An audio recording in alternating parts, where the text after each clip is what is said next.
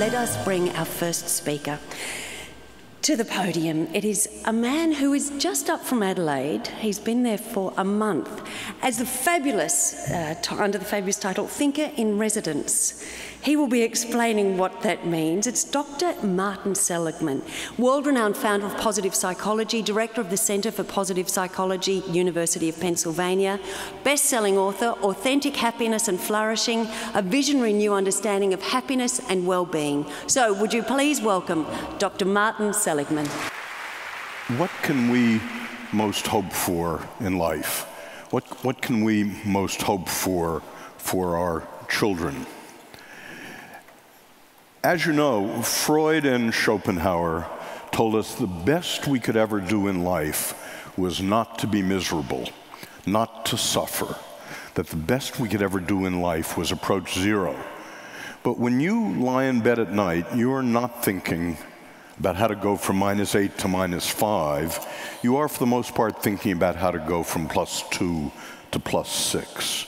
So what I want to talk about today is the possibility that there is life above zero, and that human flourishing, well-being, is what we can hope for our future. I believe the thesis that the best we can do in life is to relieve misery is empirically false, it's morally insidious, and it's politically a dead end. So I'm going to talk about the opposite today. Here's what we'll do in a half an hour. I've just said what we can most hope for in life. I'm going to argue and show you some data that well-being itself is a plausible individual and a national goal, and that it's something well over and above the absence of misery. Then the question is, can it be defined reasonably well, and what is it we would want to build? I don't know if there will be a positive human future, but I don't think there's going to be one unless we can define in what it might consist and investigate how those building blocks can happen. I'm going to suggest to you that PERMA, positive emotion, engagement, relationships, meaning, and accomplishment are the constituents, the elements of well-being. And I'll show you some data, new data from Europe, in which 23 of the European Union nations are compared on PERMA. Then, having said it's a plausible thing to measure, I'm going to ask the question, well, can you build it, or is well-being like your waistline? You probably know dieting is a $50 billion scam. Any of you can lose 5% of your body weight in about 3 weeks by following any diet on the bestseller list. I did the watermelon diet. I lost about 20 pounds in 3 weeks. I had diarrhea for 3 weeks. And the reason dieting is a scam is 80 to 95% of people regain all that weight or more over the next 3 years. So the issue is, can PERMA, can well-being be lastingly increased, or does it just flop back to your old curmudgeonly state in time? And I'm going to suggest to you that we know something about how to build it, that it's not like dieting, and indeed is not like psychotherapy for what's wrong. So I'll tell you a little bit about the science of P, positive emotion, the science of E, engagement, and what I'm going to do as I do this is try to tell you something that your grandmother and your minister did not know, things I didn't know 20 years ago that have been discovered in the science. I'm going to talk about relationships and a major new technique that has been discovered that builds relationships, talk about meaning, and about accomplishment, and particularly self-discipline. Then we'll be about 20 minutes through the lecture at that point, and what I'll have said is that we know something about how to build these things at an individual level. On a one-to-one basis, there's good reason to believe they can increase. Can this happen in schools, in large organizations? That's the stepping stone to the possibility that the planet could flourish.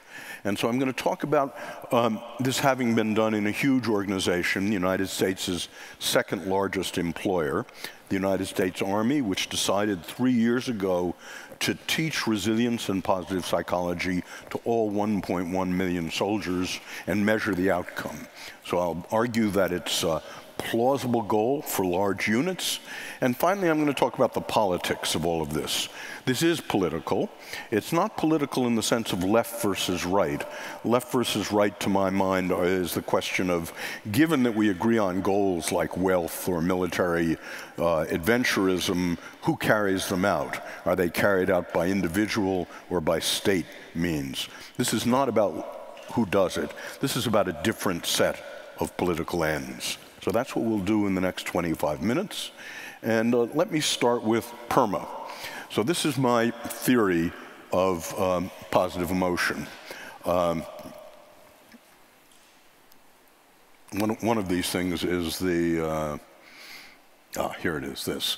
So for me, well-being consists of 5 elements. An element contributes to well-being, an element is pursued for its own sake, not merely to get one of the other elements. So for example, we have no interest in IQ in itself. We're interested in IQ because we think it leads to intelligent decision-making. So an element is pursued for its own sake, and the element can be measured independently of the other elements. And I believe there are 5 elements that free people choose in life.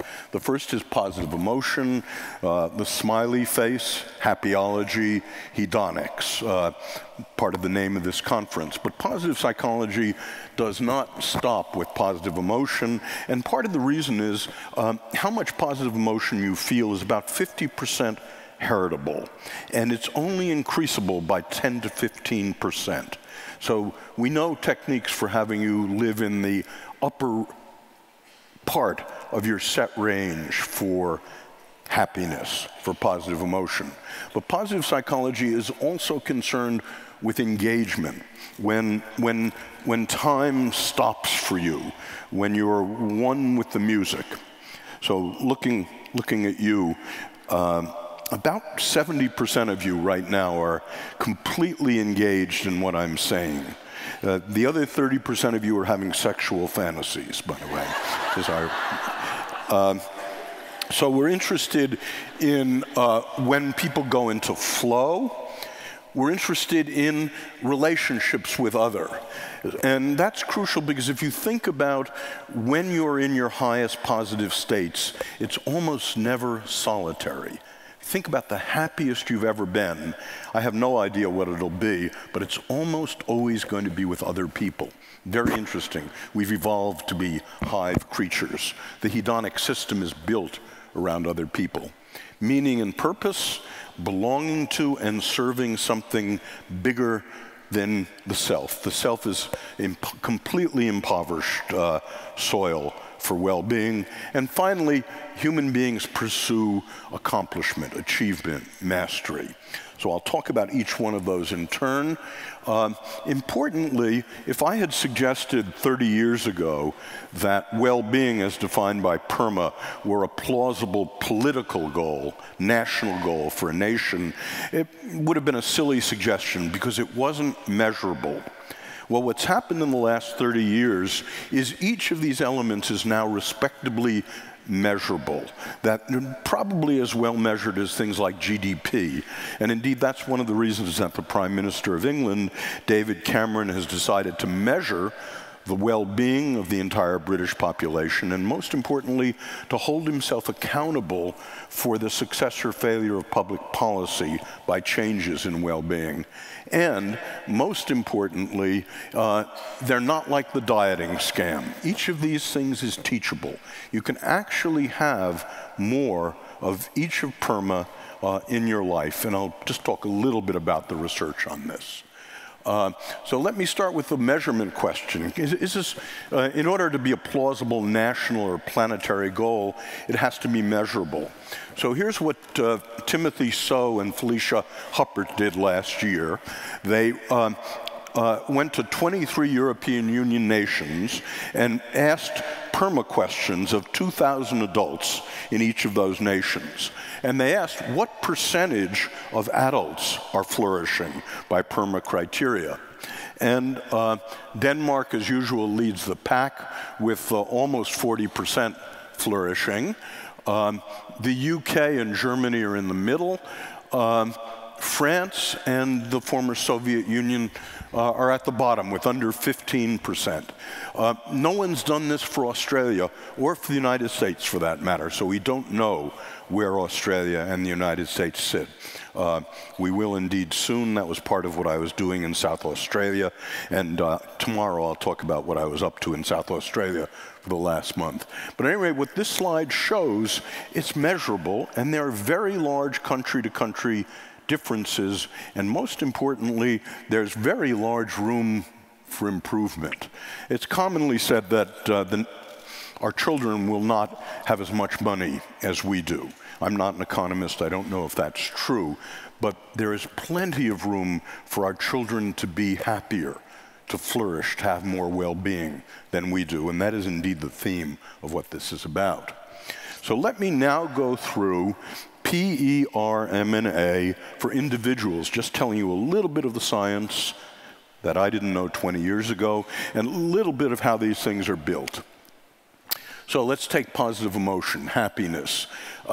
It turns out that if you go to companies and you look at how they're doing economically, and you count every word that's said in business meetings, there is something called a Losada ratio. And it distinguishes economically flourishing from stagnant, from about to go bankrupt companies. So the ratio of positive words to negative words in business meetings for flourishing companies is above 2.9 to 1. Between 1 and 2.9 to 1, the companies are stagnating, and below 1, the companies are going under. Now, don't take this home to your married life. 2.9 to 1 leads to divorce. And the reason we know that is John and Julie Gottman take couples and they lock them into an apartment for a weekend, and they record everything that's said, and they compute the Losada ratio. And if the ratio is under 5 to 1, it predicts divorce. Now, what's going on here? Well, I think it is that we often have to criticize and say bad things to our spouses, to our children, to the people that work for us. And the question is, against what background of positivity will they hear us? Will they not think we're their enemy? And indeed, this was brought home to me by my teenage daughter, Nikki.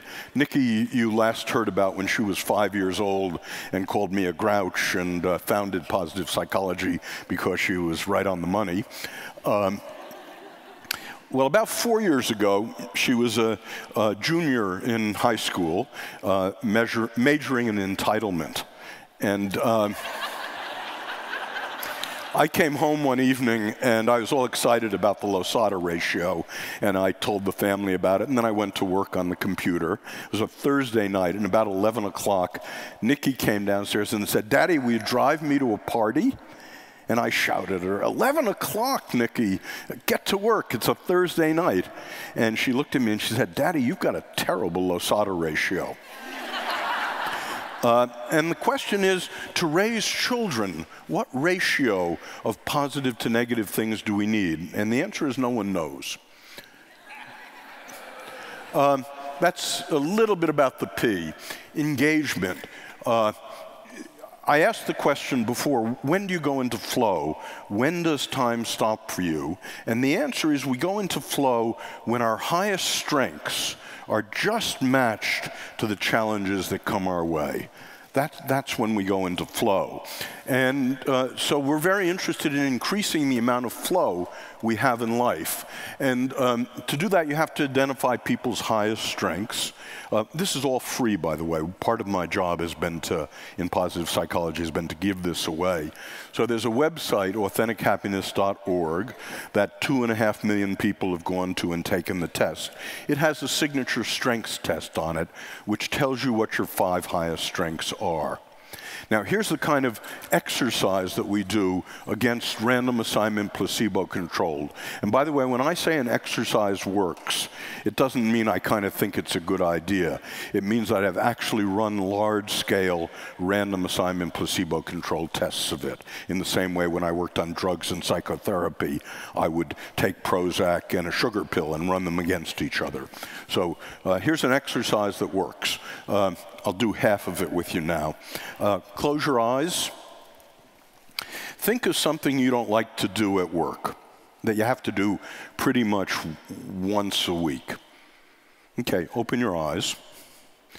Okay, your assignment is go take this test. This will tell you what your 5 highest strengths are. It might be social intelligence, it might be humor and playfulness, and then your assignment is to do that task next week using your highest strength. So, for example, one of my students was a waitress. And she hated waitressing, working her way through graduate school, heavy trays, being patronized by customers. She took the signature strength test. Her highest strength was social intelligence. So her job was to recraft waitressing to use social intelligence much more. So she resolved to make the encounter with her the highlight of every customer's evening. Now notice that wouldn't always succeed, but notice she was putting what was very best inside of her on offer all the time. And waitressing became more fun, the tips became larger. And in controlled studies, if you do this 6 months later, statistically, less depression, less anxiety, more life satisfaction. Oh, just one little bit of science more. I'm very interested in trauma and post-traumatic growth. I've spent my life working on depression, helplessness, and trauma. And we recently asked the question, who grows through trauma? Of whom is it true what Nietzsche said, if it doesn't kill me, it makes me stronger? And we did a study of 1,700 people who had been through 1, 2, or 3 awful events. We listed the 15 worst things that could happen to people and asked who was stronger afterwards. And it turned out that people who had 3 of these awful things, rape, captured, tortured, were stronger than people who had 2, and who were stronger than people who had 1, who were stronger than people who had none. And the character strengths that correlated with post-traumatic growth were those 5: religiousness, gratitude, kindness, hope, and bravery. So that's a little bit about the science of signature strengths. Relationships. What do your spouse comes home from work and she's been promoted? What do you say to her? How many of you are marriage counselors? Anyone a marriage counselor? Okay, well, there are a couple of you. You probably know that marriage counseling is the single worst form of psychotherapy. It has the worst statistics. It's hard to do. People are lying to you. They're lying to each other.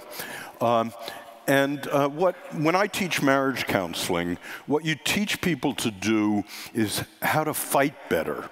That is, how not to have the same damn fight every single day. You're trying to take insufferable marriages and make them barely tolerable. Now, that's not a positive psychology form of marriage counseling. So Shelley Gable, who I think will be speaking at this meeting, 7 years ago did something tremendously interesting. She said, let's not look at how people fight, let's look at how they celebrate together. So, your spouse comes home from work, she's been promoted. What do you say to her? Well, most people say, and this is what I did before I read Shelley's work, congratulations, dear, well-deserved. Passive, constructive. You might as well not say anything at all. A lot of people, and I work with drill sergeants now, and I'll tell you about them momentarily, do active, destructive. You know what tax bracket that's going to put us in? That's not good. Passive, destructive is what's for dinner? Not good. The one that works, and what Shelley does, is active constructive, which is that report you wrote for the company on the pension plan. That's the single best report on fiscal matters I've read in my 25 years in business. Now, let's relive what happened today. Exactly where were you when your boss told you you were promoted? And exactly what did he say? And what do you think the real reasons are you've been promoted? And how can you use those strengths more with me and with the kids and in church? And it turns out when you do that, love and commitment markedly increase. And it's not just a marital technique, it's a friendship and work technique as well. So that's a little bit on R. M, meaning, belonging to, and serving something bigger than the self. Most of you don't need to know this, but your kids sure do. Here's an exercise we do. We have, my students are asked to do something fun next week, a P thing, and to do something philanthropic, and then come back and report what happens. And what happens is quite remarkable. When you do something fun, when it's over, it's over. It has almost no effects afterwards. But when you do something philanthropic, very different thing happens. One of my students, her third-grade nephew called her on the phone and had to be tutored for 2 hours in fractions. So she spent 2 hours on the phone doing this. And she said, after that, the whole day went better for me. I was mellow. I could listen to people. People liked me more. And one of my business students said, I'm in business because I want to make a lot of money. And I want to make a lot of money because money brings happiness, it brings control, and it brings security. But I was astonished to find out that I was happier helping another person than I was shopping. And that's the regularity. The one, if you're depressed right now, the one single thing which will give you a temporary boost is to go out and help another person. And lastly, accomplishment, achievement. We're very interested in self-discipline. And we look at academic success, we measure grit and self-discipline and IQ, and we look at various forms of academic success. And quantitatively, we find that self-discipline in young people is roughly twice as important as IQ in predictors of academic success. So that's a flavor of what goes on in the science of positive psychology and in the science of PERMA. And so let me now turn to whether or not this can be done at more than just the individual level. So 3 years ago, the Chief of Staff of the United States Army came to me and said, post-traumatic stress disorder, suicide, depression, panic, drug abuse, divorce. What does positive psychology say about that, Dr. Seligman? And what I said was, people's lives are often ruined by combat, divorce, death of a spouse.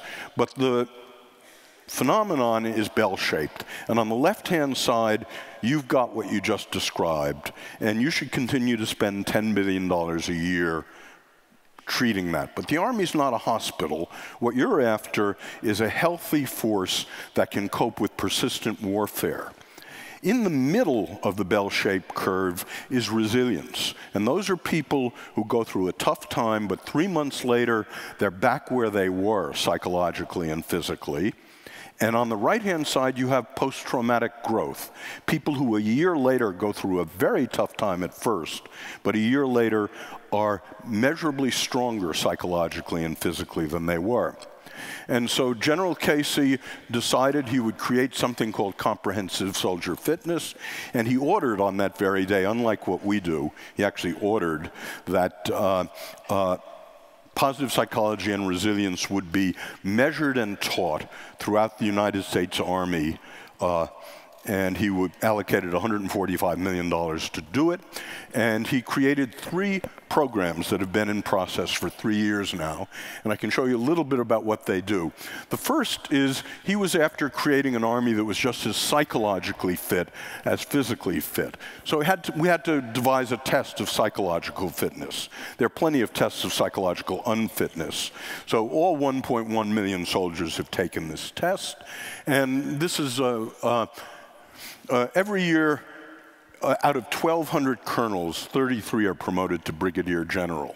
So we asked the question from the test, could you predict in advance who was going to make it to brigadier general?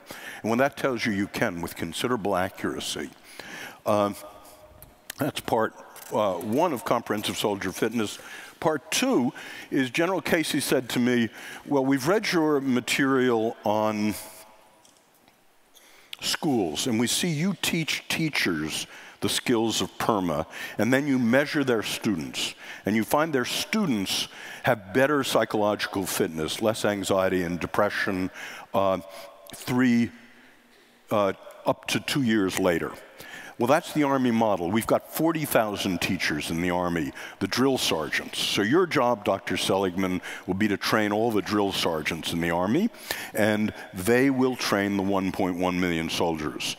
So now 180 drill sergeants come to the University of Pennsylvania every month, and we teach them the PERMA skills and the PERMA exercises, and we have the first data on it. And it basically shows that if you have had a positive psychology trainer in your company and you're deployed, your psychological strengths go up. If you haven't, they stay the same or go down.